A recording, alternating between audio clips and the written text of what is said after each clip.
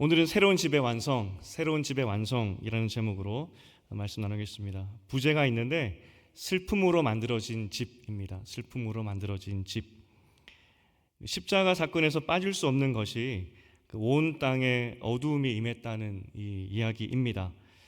당시는 전기가 없었던 시대이기 때문에 해 뜨기 전부터 모든 일상이 시작되었습니다. 예수님의 재판도 새벽에 해 뜨기 전부터 준비되고 속전속결로 진행이 되었죠. 그리고 금요일 오전 9시에 재판이 새벽에 있었고 불과 몇 시간 후 오전 9시에 십자가에 못 박히시게 됩니다. 그리고 언제 이 어두움이 임하게 되냐면 정오 12시부터 오후 3시까지 예수께서 십자가에 돌아가시기 전 그 직전까지 오후 3시까지 3시간 동안 온 땅에 흑암이 어둠이 임하게 되죠. 다양한 질문들이 있을 텐데 일단 왜 하필 12시부터냐? 십자가에 못 박히신 그 순간부터 어둠이 임하시지 왜 하필 12시부터냐? 그리고 3시까지이냐? 이런 질문이 들 수 있겠습니다. 12시는 태양이 가장 밝을 때죠. 가장 강렬하게 태양이 빛나는 그런 때입니다. 그때 흑암이 임했습니다. 무슨 말이냐? 자연 질서를 파괴하고 그때 어둠이 임했다는 겁니다. 9시 태양이 뜨는 그 시간이 아니라 가장 밝을 때 그 태양마저도 어두워질 수밖에 없는 그 어두움으로 임했다는 겁니다. 태양이 가장 밝을 때 그리고 예수께서 돌아가시는 그 3시간 동안 어둠이 임했다는 거죠. 온 땅에. 그렇다면 어두워졌다는 그 의미가 뭘까? 그 어두움의 의미가 뭘까? 예수께서 하셨던 말씀 엘리 엘리 라마 사막다니 나의 하나님 어찌하여 나를 버리셨나이까, 이 의미에서 이 땅이 어두워졌다는 그 의미를 유추할 수 있습니다. 하나님의 심판과 징계죠. 하나님의 분노입니다. 이미 구약 성경에서 이 어두움이 어떻게 쓰였는지 우리가 잘 알고 있습니다. 하나님의 징계, 형벌, 분노의 표현이었죠. 가장 좋은 예가 출애굽 때 애굽 땅 원수되었던 그 땅에 하나님께서 거기만 어둡게 만드셨던 것을 우리는 봅니다. 지금 예수께서 십자가상에서 가장 태양이 밝아야 할 그때 자연 법칙을 거슬러 가면서 어둡게 되었는데 그것은 하나님의 죄에 대한 하나님의 분노였고 하나님의 심판의 모습, 표현이었다는 겁니다. 마지막 그 3시간 동안 하나님께서 그렇게 진노를 그 땅 가운데 부으셨고 오롯이 그 진노가 예수의 그 십자가 위에 쏟아졌다는 겁니다. 우리가 여기서 이 하나님의 진노의 무게를 좀 생각할 수 있어야 됩니다. 예수가 죄로 인해서 하나님의 그 외면을 당하는 그 순간에 어찌하여 나를 버리십니까? 라고 절규하셨습니다. 사실 이 절규는 우리의 절규였죠. 하나님께 외면당하여서 나오는 그 절규, 그리고 마지막 날에 예수를 모르는 사람들이 하게 될 그 절규이겠죠. 어찌하여 나를 버리십니까? 그 절규. 지옥이 어떤 곳일까? 지옥이, 우리가 지옥을 가보지 않았고 또 성경에서 자세히 기록하고 있지 않기 때문에 어떤 곳일지 모르겠지만 마태복음에서 3번이나 이 지옥을 표현하고 있습니다. 마태복음 25장 30절인데 읽어보겠습니다. 시작. 이 무익한 종을 바깥 어두운 데로 내쫓으라. 거기서 슬피 울며 이를 갈리라 하니라. 바깥 어두운 곳에서 슬피 울며 이를 갈리라. 마태복음 8장 12절, 22장 13절에서도 똑같이 3번이 반복해서 보입니다. 하나님이 없는 곳, 일단 어둡겠죠? 그곳은 너무나 슬퍼서 울 수밖에 없고 이를 간다는 표현이 후회이고 또 이렇게 된 것에 대한 분노, 절망, 원망입니다. 이것이 하나님께 외면당한 사람의 모습이죠. 저 바깥 어두운 데서 슬피 울며 이를 가는 것. 이것이 외면당한 사람이 겪는 이 슬픔인데 예수께서 십자가상에서 이 외면을 당했다는 겁니다. 그 바깥 어두운 데서 슬피 이를 갈며 울 수밖에 없는 그 외면을 예수께서 당하셨고 그때 어찌하여 나를 버리십니까? 라고 절규하셨죠. 이것이 사실 우리가 했어야 하는 절규의 내용이라는 겁니다. 그런데 다시 한번 우리가 놀라는 것은 하나님의 진노, 이 외면하심, 이렇게 고통스러운 것인데 하나님은 우리에게 쏟아 놓아야 할 그 진노를 오직 아들에게만 쏟아 부으셨습니다. 그 죄의 진노, 죄의 분노, 죄를 향한 하나님의 그 심판, 그 심판의 내용이 단 한 방울도, 단 한 스푼도 우리에게 쏟아지지 않았다는 겁니다. 만약 그 단 한 방울이라도 하나님의 진노가 우리에게 쏟아졌다면 우리는 그 자리에서 죽었을 겁니다. 오롯이 예수가 모든 것을 감당하셨고 하나님도 오직 자기 아들에게만 그 진노와 분노를 쏟아 부으신 겁니다. 여러분은 살면서 하나님의 진노를 받아보신 적 있으십니까? 하나님의 진노? 정말 단 한 점이라도 하나님의 진노가 우리 가운데 임한다면 우리는 죽습니다. 때로 우리가 이렇게 표현할 수가 있습니다. 하나님이 나를 치셨다. 하나님이 저 사람을, 저 가정을 치셨다 라고 표현할 때가 있죠. 구약의 용어로는 예수님이 없을 때 하나님께서 직접적으로 인생에 개입하셔서 치시기도 하셨습니다. 그러나 예수가 온 뒤에는 모든 진노를 예수께서 감당하셨죠. 모든 하나님의 진노는 예수의 십자가 위에서 끝난 겁니다. 다시는 하나님의 진노가 우리 가운데 있을 수가 없는 겁니다. 이사야서에서도 하나님께 맞으며 고난을 당하신 그분이 바로 예수다라고 이야기하고 있죠. 예수로 인해서 정죄함이 없는 존재가 되었는데 성전에 가려막힌 그 휘장이 찢어지면서 다시는 하나님 앞에서 버림받지 않는 존재가 되어버렸는데 여러분 살면서 혹시나 하나님의 그 치심을 경험하신 적이 있으십니까? 때로 우리가 소위 이렇게 표현하기도 합니다. 하나님께서 우리를 돌이키시기 위해서 고통과 고난으로 치셨다 이렇게 표현하기도 하죠. 그런데 이것은 신학적으로 십자가의 사역을 이해하고 있다면 이것은 아버지가 자녀에 대한 훈계이지 성장을 위한 교정의 과정이지 오늘 십자가상에서 내리치셨던 그 치심과는 완전히 다르다는 겁니다. 그러니 절대로 우리를 치셨다고 말하면 안 됩니다. 이 진노는 죽음이고 절망이고 우리가 감당할 수 없는 외면의 차가움이기 때문에 치셨다는 말 자체는 신학적으로 틀렸다는 것이죠. 아니 훈계를 위해서 치시는 것이나 뭐 그렇게 저렇게 표현하는 거 다 옳지 않습니까? 누가 하나님이 치신다고 했을 때 예수님의 그 십자가상에서 치셨다는 것과 누가 그런 생각으로 그렇게 표현하겠습니까? 뭘 그렇게 용어를 가지고 이야기하십니까? 라고 말씀하실 수도 있겠죠. 근데 우리가 학교에서 국어를 배웁니다. 교양으로 인문학도 배웁니다. 배움의 목적이 무엇이겠습니까? 이럴 때 어떤 표현이 맞는지, 또 이럴 때 나의 생각과 감정을 표현했을 때 오해는 없는지 그런 지식을 배우는 거 아니겠습니까? 국어도 배우고 인문학도 배우고 어려운 철학도 배웁니다. 왜냐하면 그래야 우리의 말 가운데 쓸데없는 오해가 생기지 않기 때문이죠. 하나님께서 나를 치셨다라고 할 때 하나님이 나를 죽으려고 때린다라고 생각하면서 그런 말을 하는 사람은 아무도 없을 것입니다. 하지만 이런 표현들이 결국은 하나님에 대한 오해를 만든다는 겁니다. 분명히 모든 진노는 하나님께만 주셨는데 그 아들에게만 쏟으셨는데 그 아들만 치셨는데 어떻게 똑같이 나도 하나님이 치셨다라고 말을 할 수가 있겠냐고요. 우리는 이 신학을 안다면 하나님이 사람을 치셨다 이 말은 할 수가 없는 겁니다. 이 언어의 중요성 바로 배워야 되겠죠. 왜냐하면 오해할 수 있기 때문에. 공부하러 처음 갔을 때 1학년 때입니다. 같이 기숙사에 살았던 4학년 선배가 있었습니다. 다 외국인인데 그 4학년 선배는 7살 때 이민을 갔던 한국 사람이었습니다. 근데 7살 때 갔던 상황이라서 한국말을 몰라요. 그런데 같은 한국인이라고 제가 차도 없었기 때문에 굉장히 저를 많이 도와줬었습니다. 1년 동안. 그리고 저보다 실제 3살이 많았기 때문에 또 한국은 나이가 중요하지 않습니까? 학교도 선배고 나이도 많아서 제가 또 참 좋아했던 형이고 선배였습니다.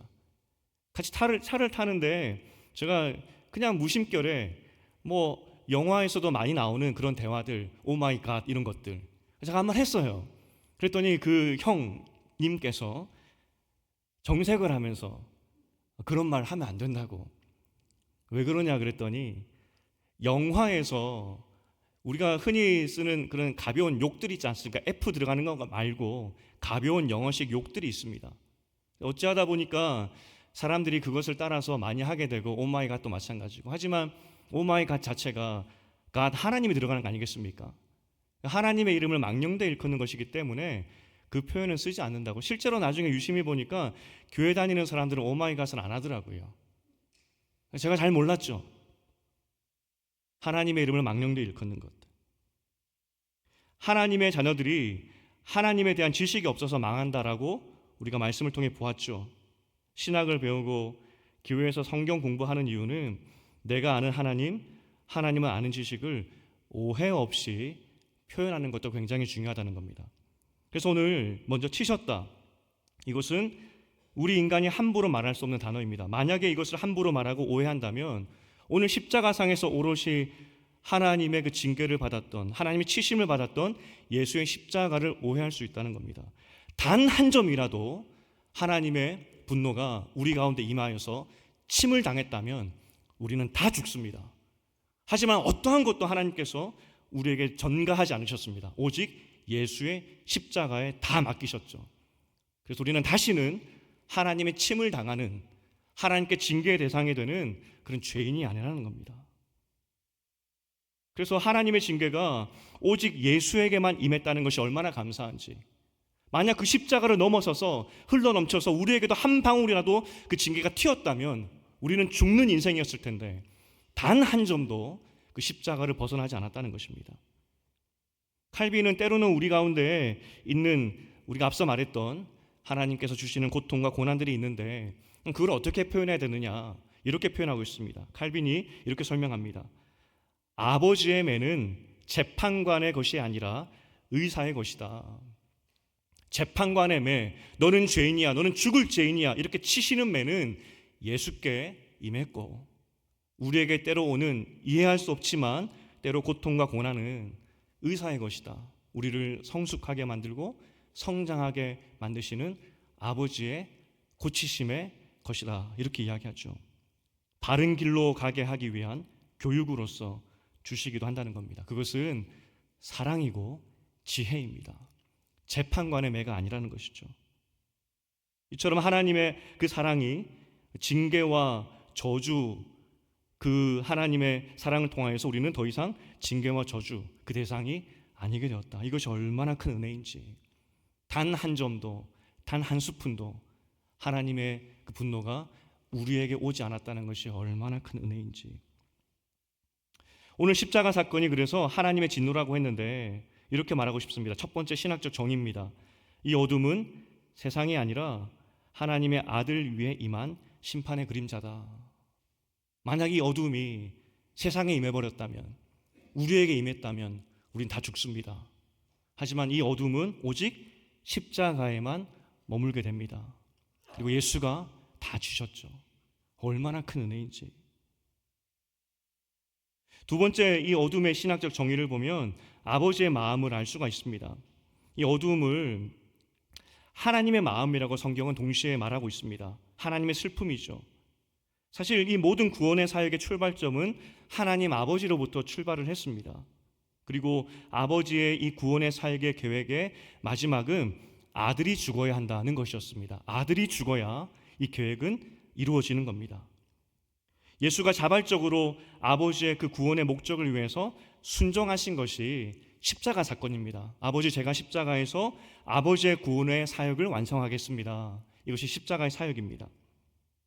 아버지 입장에서는 인간의 타락 이후에 수천 년간 기다려온 하나님의 구원의 완성의 때인 것이죠. 그게 십자가의 사건입니다. 그렇다면 아버지에게 기쁜 날 아니겠습니까? 아담이 타락한 후에 하나님의 창조 질서가 다 깨어지고 죄가 들어와 버렸는데 어떻게 하면 구원할까? 하나님의 구원의 계획이 아들이 죽는 것이었는데 오늘 아들이 죽었습니다. 오늘 아들이 죽음을 통하여서 하나님께서 창조하셨던 그 창조물이 다시 원상복귀되는 그런 날입니다. 아버지에게 기쁜 날이겠죠. 왜냐하면 수천 년 동안 계획하신 구원이 완성되는 날이니까. 하지만 오늘 흑암 어두움은 아버지의 슬픔을 보여주고 있습니다. 아모스 8장 9절을 먼저 읽어보겠습니다. 시작. 주 여호와의 말씀이니라. 그날에 내가 해를 대낮에 지게 하여 백주의 땅을 캄캄하게 하여. 우리가 이것을 성취되었다는 것을 보았죠. 정말 하나님께서 그 땅을 캄캄하게 만드셨습니다. 그 예언이 성취되었죠. 이러한 신비의 자연현상이 일어나게 될 것인데 왜 일어나느냐? 왜 일어나느냐? 저주와 심판의 메시지도 있지만 그 다음 아버지의 마음이 나옵니다. 우리 10절을 함께 읽어보겠습니다. 시작. 너희 절기를 애통으로, 너희 모든 노래를 애곡으로 변하게 하며, 모든 사람에게 굵은 배로 허리를 동이게 하며, 모든 머리를 대머리가 되게 하며, 독자의 죽음으로 말미암아 애통하듯 하게 하며, 결국은 공고한 날과 같게 하리라. 무슨 말이냐면 하나님이 독자의 죽음으로 애통하게 되실 것이다는 그 의미입니다. 애통, 속이 무너진다 이 뜻입니다. 이 독자라는 단어가 아브라함의 독자 이삭을 말할 때에도 쓰였던 그 단어입니다. 하나님은 아브라함의 독자 이삭은 살려주셨습니다. 이삭이 아브라함에게 얼마나 귀한 존재인지 아시기 때문에 아브라함이 이삭을 죽이려고 할 때 하나님이 막으셨죠. 그러나 하나님은 자기 자신의 독자 살릴 수 있었음에도 불구하고 구원의 목적을 위해서 죽게 만드셨습니다. 그리고 말씀하시는 것이 내 아들이 죽어서 내 속이 무너졌다. 그 결국을 이 문학적으로 표현하면 삶 자체가 공고한 날, 삶 자체가 쓰라린 날이 되었다. 이렇게 표현하고 있습니다. 완전히 기쁨을 상실한 하나님 아버지의 마음을 아모스에서 표현하고 있는 것이죠. 그러니 오늘 정오부터 3시간 동안 있었던 이 흑암은 하나님의 진노와 외면의 표현이기도 하지만 동시에 아들이 죽은 상황에서 하나님 아버지의 애통, 말로 할 수 없는 쓰라린 시간들이었다는 겁니다.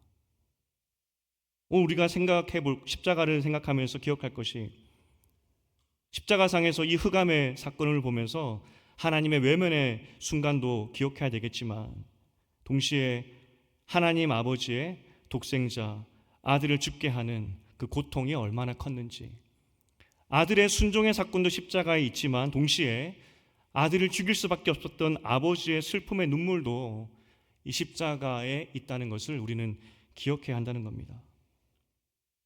나는 자연인이다 이 드라마, 이 프로그램에서 제가 참 마음이 아팠던 이 사연이 하나 있었습니다. 그럴 수 있겠다 싶었던 내용인데, 가난한 시절을 보냈던 할아버지 이야기입니다. 전쟁도 겪었던, 장남으로 가장이 되었고 그래서 어렸을 때부터 집안을 위해서 일을 했다고 합니다. 그리고 나이 들어서 이제 산에 들어와서 그렇게 TV에 나오게 되었죠. 전쟁 때 그때 6남매가 있었다고 합니다. 본인을 포함해서 6남매 중에서 막내가 이제 막 태어난 갓난쟁이 동생이었다고 합니다. 먹을 것이 없어서 갓난 아이도 미음조차도 먹일 수 없는 그런 시간이었다고 합니다. 그때 어머니께서 갓난쟁이 6째 그 아이를 안고 하셨던 말씀이 네가 죽어야 우리가 산다. 네가 죽어야 우리가 산다. 그렇게 말씀하셨다고 합니다.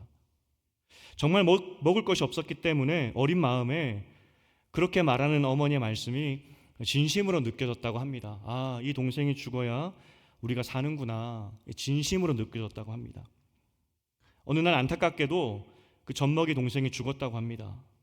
그런 동생을 어머니께서 밤새워 꼭 끌어 안고 계셨고, 그리고 새벽 일찍 어디론가 나가서 묵고 오시는 이 어머니의 모습을 보면서 아, 네가 죽어야 우리가 산다는 이 말이 어머니 진심이 아니었구나, 그때 깨달았다고 합니다.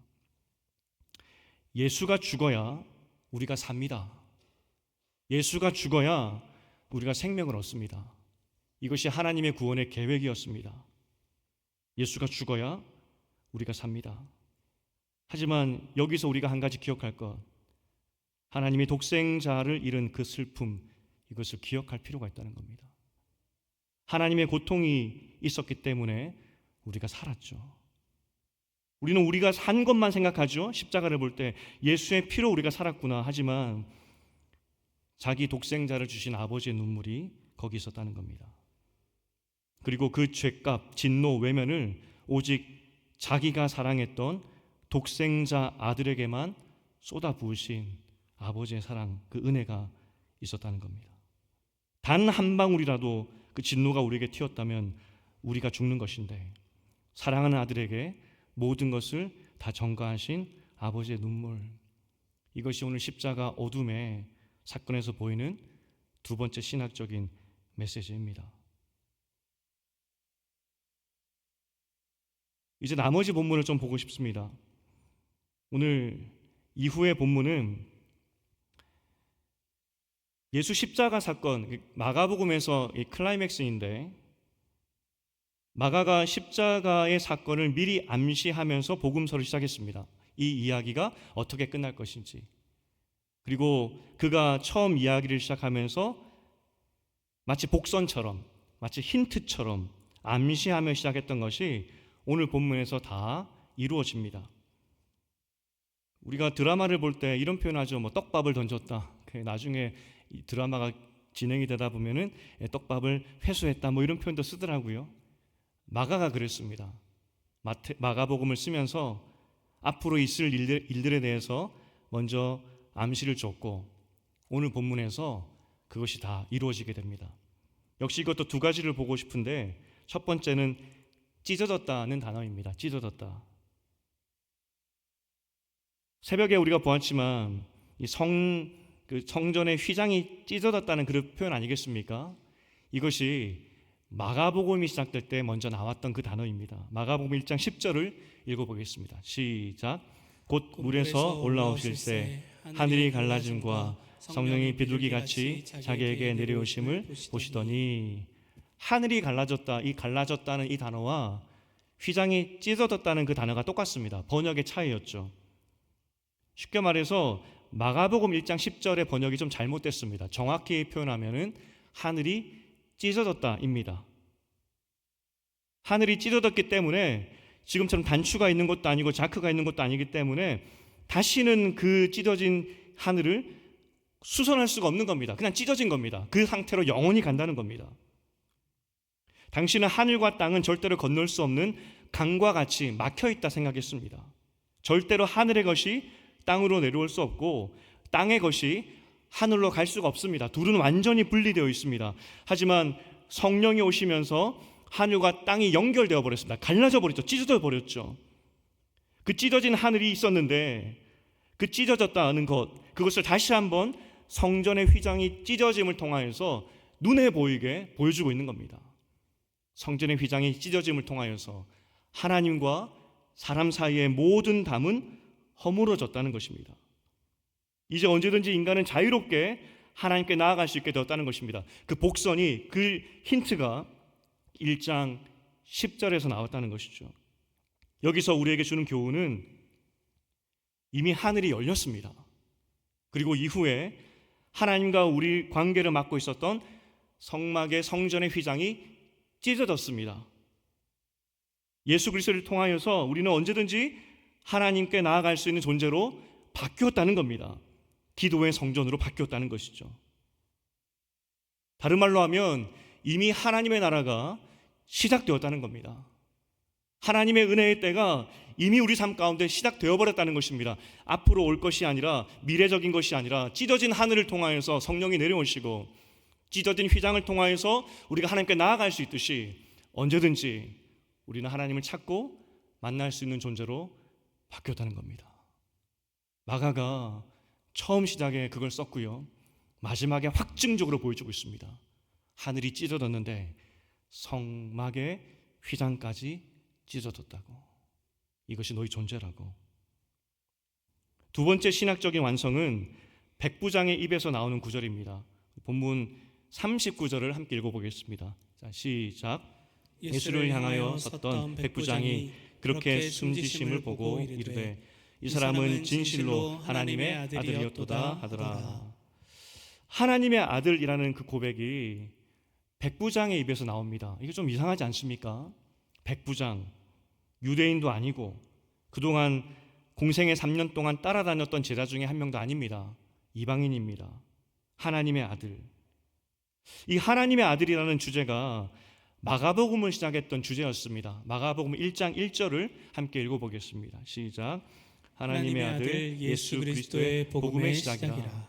마가가 이 이야기를 쓰는데 예수 누구냐? 예수가 누구냐? 하나님의 아들.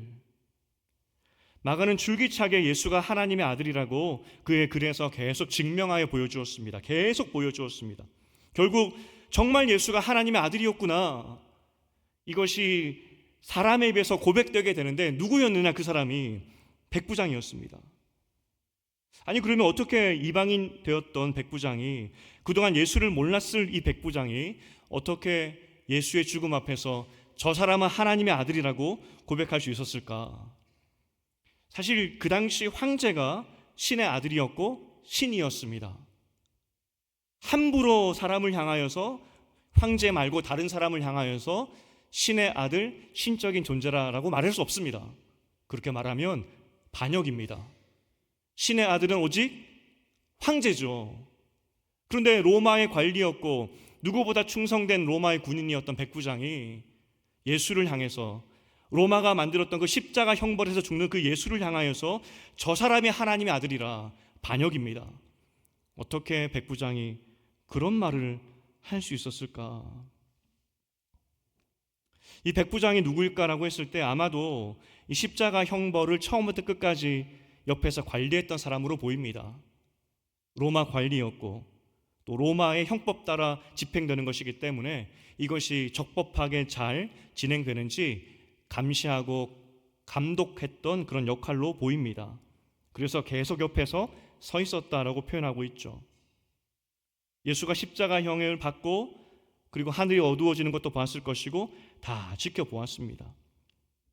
모든 과정을 다 지켜보았는데, 그러면 도대체 어떤 포인트에서 이 백부장이 예수를 보면서 와, 하나님의 아들이었구나 라고 느꼈을까? 도대체 어떤 포인트에서? 사실 이 백부장은 성전의 휘장이 찢어지는 것도 못 봤습니다. 모르죠. 위치가 다르니까. 도대체 어떤 포인트에서 이 백부장이 예수가 죽는 것을 보면서 하나님의 아들이구나, 이런 불경한 말, 반역적인 말을 할 수 있었을까? 성경은 예수의 마지막 말에 집중하고 있습니다. 37절을 함께 읽어보겠습니다. 자, 시작. 예수께서 큰 소리를 지르시고 숨지시니라. 일단 먼저 의학적으로 설명해 드리겠습니다. 십자가에 사람이 달리게 되면 마지막 시간이 지나면 지날수록, 점점 죽음이 가까우면 가까울수록 숨소리조차도 말소리조차도 낼 수 없다고 합니다. 팔을 벌린 상태로 아래로 축 늘어진 상태이기 때문에 결국 십자가에 달린 사람이 죽게 되는 그 원인은 질식사라고 합니다. 숨을 몰아쉬기 위해서는 이 축 처진 상태에서 숨을 제대로 쉴 수 없기 때문에, 폐가 열린 상태이기 때문에 온 힘을 다해서 팔로 몸을 일으켜서 세워서 그때 숨을 쉬고, 또 힘이 빠지고 고통스러우면 축 처졌다가, 이걸 반복하다가 나중에 힘이 빠지고 지치면 점점 숨이 조여오고 결국 질식사로 죽게 된다는 거죠. 그래서 마지막에 큰 소리를 지른다는 것은 의학적으로 불가능하다라고 이야기를 합니다. 아마 이 백부장도 수많은 십자가형을 집행했을 겁니다. 많은 사람들이 죽는 것을 봤습니다. 다 질식해서 죽게 되는 것을 봤을 것입니다. 하나같이 숨 쉴 힘도 없이 그렇게 죽는 것을 봤을 겁니다. 하지만 그가 경험했던 것을 다 깨는 한 장면을 보게 되죠. 예수가 큰 소리를, 단 한 번도 보지 못했던 큰 소리를 지르는 그 모습을 보게 되었다는 겁니다. 그리고 핵심 표현이 나옵니다. 그렇게 숨지심을 보고, 무슨 말이냐면 다른 죄인들과 다르게 죽었다는 겁니다. 의학적으로도 참 신기했는데, 의학적으로도 한 번도 보지 못했던 그 소리 지름도 참 신기했는데, 그가 죽는 방법, 예수가 죽는 방법이 무엇이었습니까?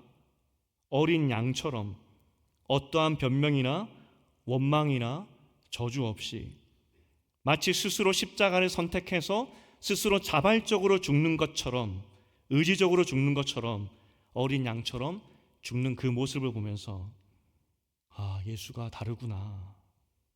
그런데 아무리 그렇다 할지라도 하나님의 아들이라고 고백하는 것은 쉽지 않죠.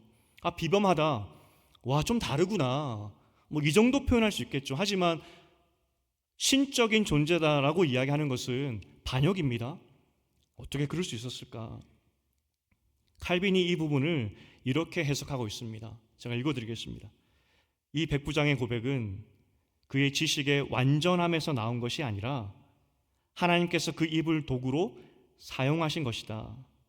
마치 발람의 경우처럼 하나님은 원치 않는 자의 입에서도 진리를 말씀하게 하신다. 발람 사건 기억나시죠? 사람들이, 적군들이 발람의 그 주술사였던 발람을 돈으로 매수합니다. 도무지 이스라엘을 이길 수 없을 것 같으니까 발람에게 저주를 좀 해달라고 부탁을 하죠. 발람이 돈 받고 이스라엘 백성을 저주하려고 합니다. 돈 받았으니까 저주해야죠. 밥값해야죠. 하지만 입을 벌려서 저주하려고 하는데 하나님을 찬양하고 이스라엘 백성을 축복하는 말이 계속 나오는 겁니다. 아마 입을 때렸겠죠. 내 입이 왜 그러지? 왜 그러지? 그런데 자신의 입을 제어할 수가 없는 겁니다. 발람이 하나님을 알아서가 아니라 하나님께서 발람의 입조차도 하나님을 찬양하고 이스라엘을 축복하는 입술로 바꿔버렸다. 사실 오늘 마가복음이 끝나는 그 순간까지 그 누구도 예수의 십자가를 이해하는 사람이 없었습니다. 그 누구도. 아무도 예수의 십자가의 의미를 아는 사람이 없었고 아무도 하나님이 흘리시는 그 눈물을 이해하는 사람이 없었습니다. 아무도 없었습니다. 아무도 몰랐죠.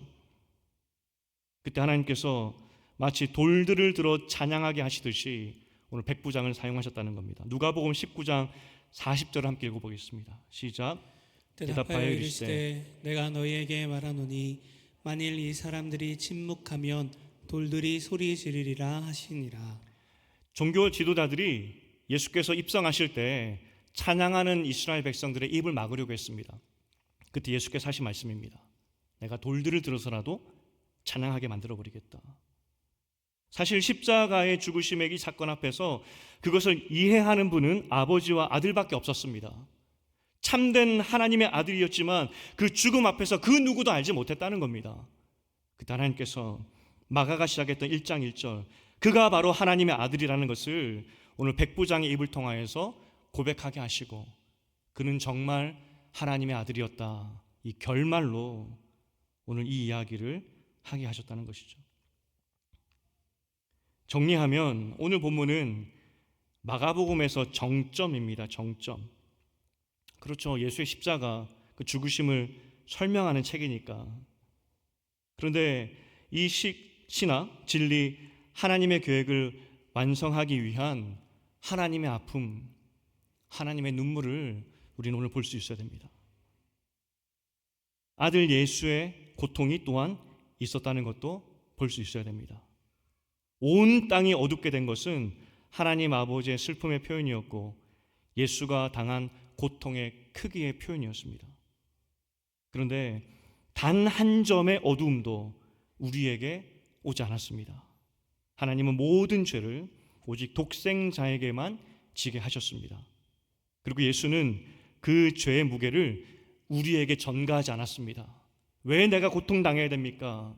왜 내가 저 인간들을 위해서 죽어야 됩니까? 라고 말씀하지 않았습니다. 오직 십자가에서 그가 홀로 다치셨죠. 그래서 우리가 살았습니다. 그리고 매맞는 인생이 아니라 채찍질 당하는 인생이 아니라 종이 아니라 하나님의 자녀가 된 것이죠.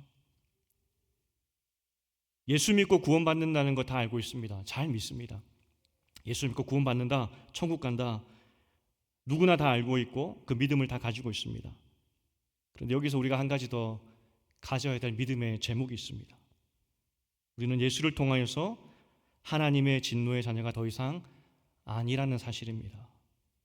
하늘이 찢어지고 하나님과 소통하는 연결의 통로가 우리 가운데 생겼고 하나님과 화목된 자녀가 되었다는 겁니다. 이걸 믿어야 된다는 겁니다. 구원은 받았는데 하나님과 우리가 새로운 관계로 완성되었다는 그것을 누리지 못하니 사실 오늘 마가복음의 절반밖에 모르는 거죠. 오늘 하나님 아버지와 예수가 짊어진 고통, 고난의 의미를 제대로 알아야 된다는 겁니다. 말씀을 맺겠습니다. 우리의 신앙이 자랐으면 좋겠습니다. 신앙 자랐으면 좋겠습니다. 그런데 신앙이 자란다는 것은 기도의 시간이 늘어나고 성경 읽는 것이 늘어나고 우리의 종교적인 활동이 늘어나는 것과는 별로 상관이 없는 것 같습니다. 그것을 필요 없다는 것이 아니라 하나님 백성이 망하는 이유는 하나님을 아는 지식이 없었기 때문이다라고 말하고 있습니다. 여러분, 바른 신학과 바른 십자가에 대한 이해가 있으십니까? 십자가 사건은 하나님의 눈물의 사건이었습니다.